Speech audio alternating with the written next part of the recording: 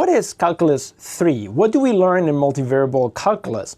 Well, it is just calculus in more dimensions. So whatever we did to functions of one variable, we're going to do in several variables. So for example, in here, if you have a function that depends on two variables, I'm going to be able to draw graphs like I did before, and then study the behavior of the function through calculus. So for example, something that we did was, well, learn how to draw graphs, but then we also learned how to study the rate of change of a graph by looking at the derivatives in computing tangent lines.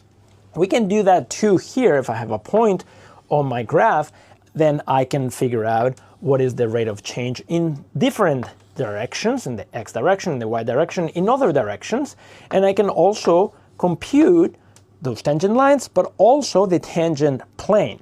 To compute the tangent plane, we're going to need derivatives, but not just, there is just two variables, so now I can take derivatives with respect to x, I can take derivatives with respect to y.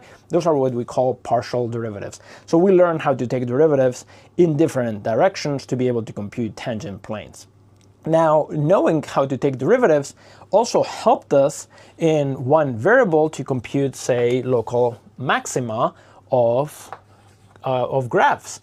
And we're going to do that also here, but again, it gets more interesting in several variables because, well, if I have a point here, for example, here in this direction, there's a local max, but if I go in this other direction, there is a saddle point. So we will have to investigate what kind of critical points we can have in several variables.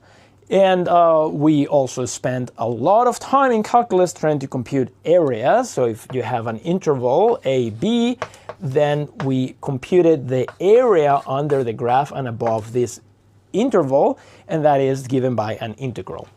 We can do the same thing here, except that again, it gets more interesting.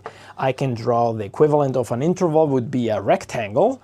So I can draw some rectangle and then figure out what is the volume above that rectangle. So that will be an integral. But now we can also get more interesting regions and then find out what is the volume above those interesting regions. So we will have to develop integral machinery so that we can compute also volumes of that sort.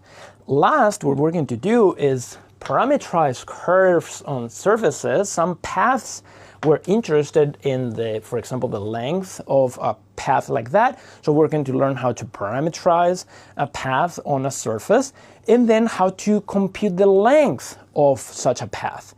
Those will be have some like really interesting